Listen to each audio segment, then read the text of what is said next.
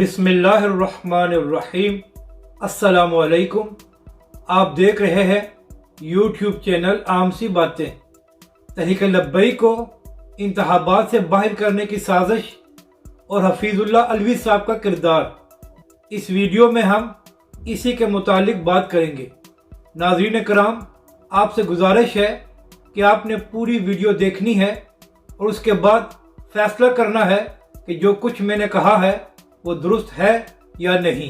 पहले तो हमें अल्लामा साद हुसैन रिजवी और तहरीक लब्बैक की तमाम शुरा को दाद देना पड़ेगी कि जिस तरह उन्होंने ज़र्फ का मुजाहरा किया और हफीजुल्लाह अलवी साहब की रुकनीत को मुअत्तल करने का किसी को नहीं बताया और ना ही वजूहात को आम कारकुनों के साथ शेयर किया गया। जबकि दूसरी जानब जैसे ही हफीजुल्लाह अलवी साहब को मौका मिला तो उन्होंने तहरीक लब्बैक के खिलाफ एक मुतनाज़ा इंटरव्यू भी दे दिया और इसके अलावा इलेक्शन कमीशन भी चले गए।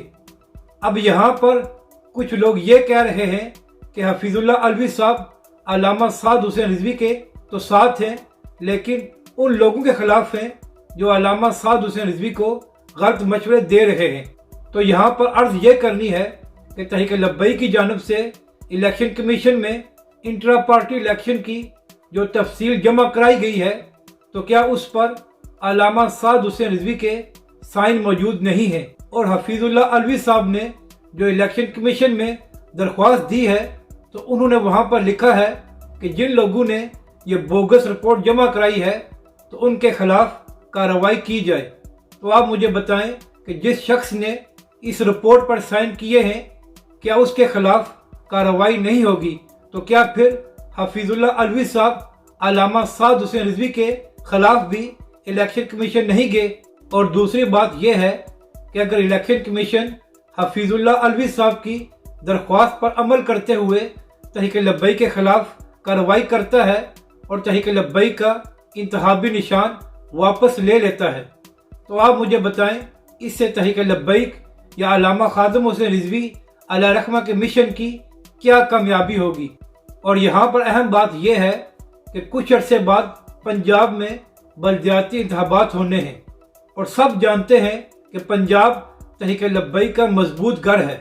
और अगर बलदियाती इंतखाबात से कुछ अरसा पहले इलेक्शन कमीशन तहरीक लब्बैक के खिलाफ कार्रवाई कर देता है तो फिर तहरीक लब्बैक को इलेक्शन से बाहर करने की साजिश में कौन होगा?